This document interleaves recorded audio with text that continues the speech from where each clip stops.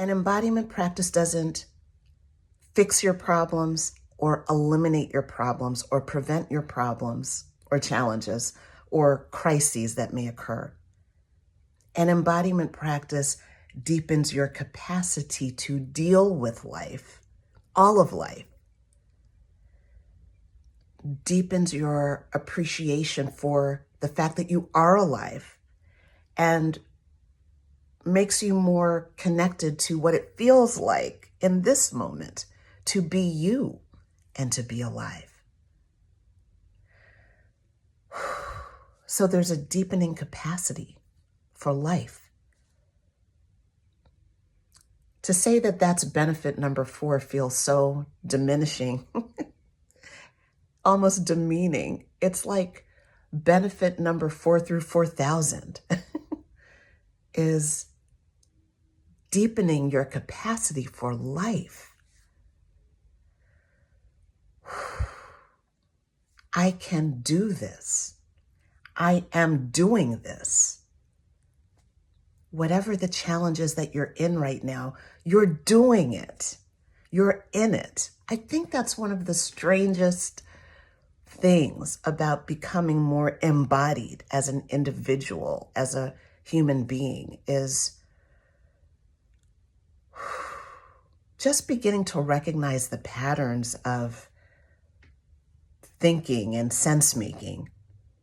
One thing I thought to myself was, I was listening to a friend talk about a problem and I was thinking about my own challenges, like, okay, I have to do this. How am I going to figure this out? What are we going to do? And I thought to myself, it's so funny.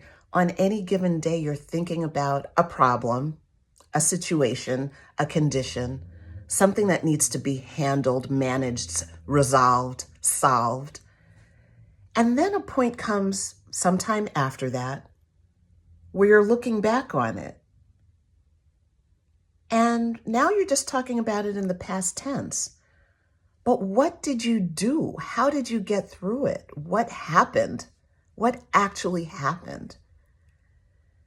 A lot of times there's not a repeatable, extractable narrative about what we did to fix this, so we never have to go through that again.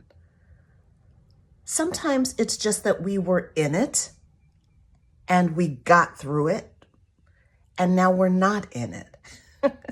And now we're looking at some other situation in the same way. So I began to ask myself, how do I look at things? How am I in a moment? How am I inhabiting a moment?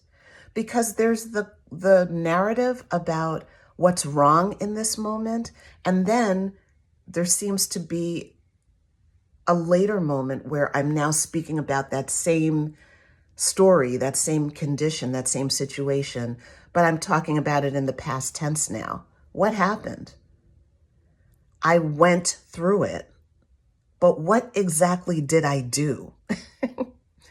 And this also brings me to an experience that I'm having right now about recurring scenarios, things that keep happening over and over and over again, unwanted things, unwanted scenarios, unwanted situations that seem to be repeating.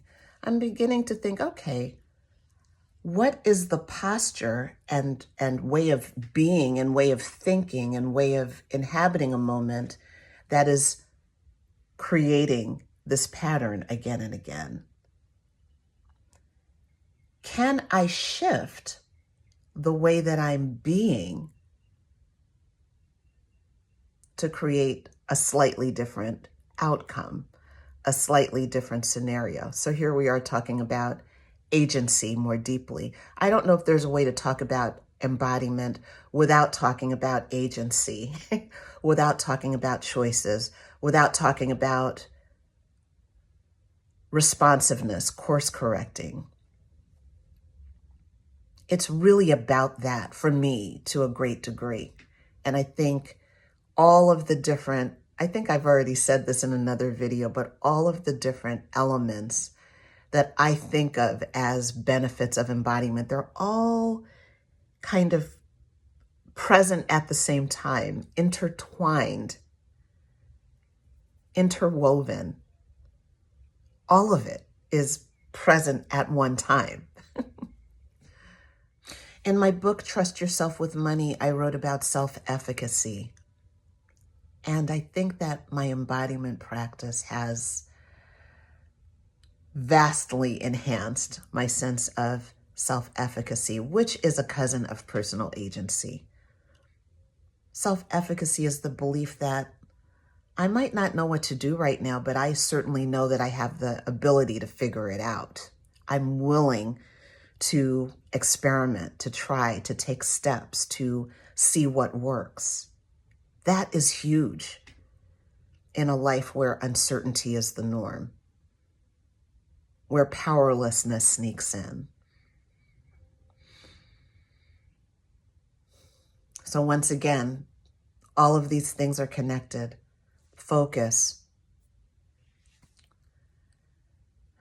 being present, personal agency, and all of that deepens our capacity for being alive and being here, wherever here is for us, making it through the day and choosing to show up intentionally